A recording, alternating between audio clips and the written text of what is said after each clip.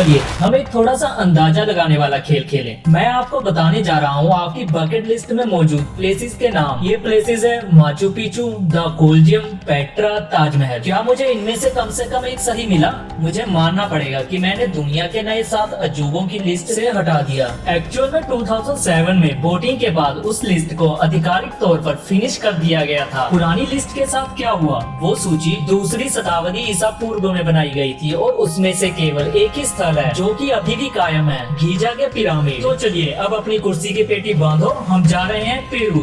Machu Picchu का घर जो कि एक प्रभावी स्थल है। 1911 में पहली बार जब पता लगा कि ये इंका का लुप्त नगर है तो कुछ समस्याओं के कारण इसे ढूंढने में कई दशक लग गए थे, लेकिन पता चला कि ये वही शहर नहीं था और वहाँ अभी भी 3 किसान परिवार रहते थे। इसलिए इसे सच में खोया हुआ और भूला हुआ नहीं कहा जा सकता। इसमें कोई हैरानी की बात नहीं है कि उन्हें वहाँ का माहौल कितना पसंद था। इन इमारतों को बनाने वाले पत्थर इतने सटीक रूप से काटे गए हैं और इतने कसकर मिले हुए हैं कि आप उनके बीच क्रेडिट कार्ड तक नहीं डाल सकते। इसके कारण शहर को कुछ गंभीर भूकंपों से बचाया जाता है, जो यहाँ पर आम बात है। इमारतें सभी झटकों के बावजूद हिलती जुलती हैं और फिर वापस अपनी जगह पर लौट जाती हैं। इसे इतनी सिस्टमैटिक तरीके से प्लान किया जाता है कि आप इसे देख सकते हैं। आप इम्पोर्टेंट फेस्टिवल्स पर सूरज को इम्पोर्टेंट माउंटेन्स के पीछे सही से उगता हुआ या ढलता हुआ देख सकते हैं। माचू पिचू में सभी निर्माणों का आधा से अधिक यानी 60% अंडरग्राउंड किया गया था, इसलिए आप उन्हें देख नहीं सकते हैं। सबसे अच्छी बात यह है कि अभी भी वहाँ ऐसी चीजें हैं जिन्हें खोजने की जरूरत है। यदि आप अपना नाम इतिहास में दर्ज कराना चाहते हैं तो हमारा अगला पड़ाव मैक्सिको में युकाटन प्रायद्वीप पर होगा, जहाँ शक्तिशाली चिचेन इट्जा स्थित है। चलिए आगे बढ़ते हैं। बहुत लंबे समय से 1500 साल से भी अधिक के समय से स्ट्रक्चर में ठीक 365 कदम है, जिन्हें आप अगली बार जाने पर गिन सकते हैं। अगर आप मुझ पर भरोसा नहीं करते हैं कि माया जिसने पूरी दुनिया को बनाया है वास्तव में वो एस्ट्रोनॉमर थी, तो ये बात आपके लिए हैरान करने वाली नहीं होगी। उन्होंने एक साल में कई कदम उठाए हैं और अगर आप बसंत या पतझड़ के दौरान यहाँ रहते हैं तो आप देखेंगे कि डूबते सूर्य की छाया इसे दिखाती है। प्राचीन मैक्सिको में एक प्रमुख देवता चिचेन इट्जा था। ये एक बिजी अर्बन सेंटर था। स्पेनिश लोग 16th सेंचुरी में इस जगह पहुँचे, तब तक इसे छोड़ दिया गया था। हमारे पास 19th सेंचुरी के आखिर तक की पहली तस्वीरें हैं। 1892 में इस सूखे क्लाइमेट में एकमात्र वाटर स्प्रिंग सेनोटस या पानी से भरे सिंक होल है। ये 4 अलग अलग शब्द है जिसका मतलब एक ही है। और पिरामिड के ऊपर एक और आर्कियोलॉजिस्ट खड़ा है जो इसे खोजने के लिए उसमें सुरंगों की खोज कर रहा है। चलिए आगे बढ़ते हैं। हमारा नेक्स्ट वंडर है स्टैचू ऑफ क्राइस्ट। ये स्टैचू कोर्कोवाडो पहाड़ी पर स्थित है और इसका वेट सुनकर आप हैरान हो जाओगे। इसका वेट लगभग 635 टन है। इसे यहाँ तक ले जाना मुश्किल था।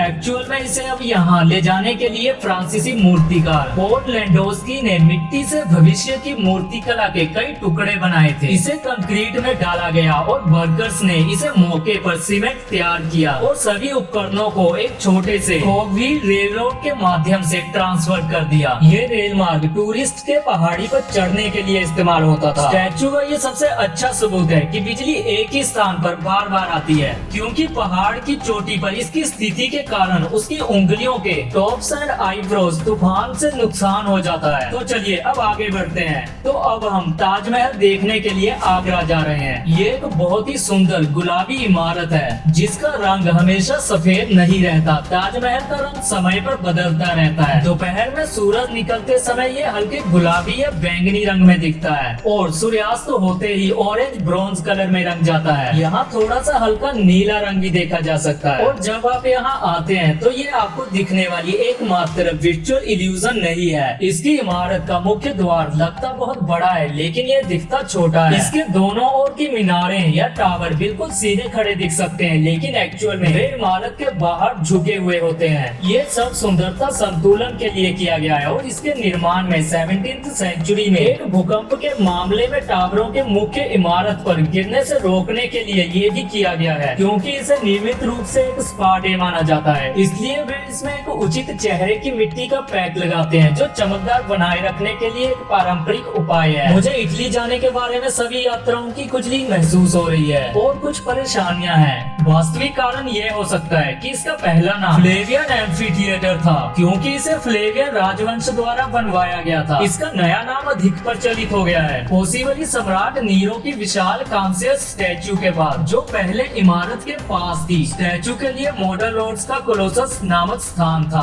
कोलिजियम ने लगभग 2000 सालों में कम से कम 3 मुख्य आग और 4 भूकंपों का सामना किया है, जिसके कारण इसे काफी नुकसान पहुंचा था और कई बार इसकी रिपेयर एंड रिकंस्ट्रक्शन किया गया था। मोस्ट ग्लैडिएटर्स मैचों को कड़ी नियमों के तहत चलाया जाता था। कभी कभी लोग पब्लिक शो से उबर जाते थे और पार्टिसिपेंट एरिना से बाहर निकल जाते थे। जब कोलिजियम को डरावने शो करने के लिए अखाड़े के रूप में इस्तेमाल होता था, तब उन्हें बंद कर दिया जाता था। अब उसे कब्रिस्तान के रूप में व्यापारियों और कारीगरों के लिए हाउसिंग वर्कशॉप के रूप में यूज किया जाता है। यहाँ एक धार्मिक स्थल, एक गढ़वाला महल होने के साथ साथ ये अब जनता के लिए खुला है और आप इसे देख सकते हैं। ये पेट्रा का खोया हुआ शहर है, यह फिर से खोजा गया शहर, जो कि पहले बहुत रिच एंड वाइब्रेंट था, फिर इसे छोड़ दिया गया और 1812 में फिर से खोजा गया। यह शहर पूरी तरह से सैंडस्टोन से बना है और फिर भी इसके बावजूद कुछ बहुत स्किल्ड वर्कर्स ने इसे 2000 सालों तक चलाया। मॉडर्न लेजर स्कैनिंग के माध्यम से पता चला है कि इन वर्कर्स ने पहाड़ों में विशाल कदम उठाए और चट्टानों की क्वालिटी की जांच के बिना इमारतों को बनाने के लिए पहाड़ में मेहनत की।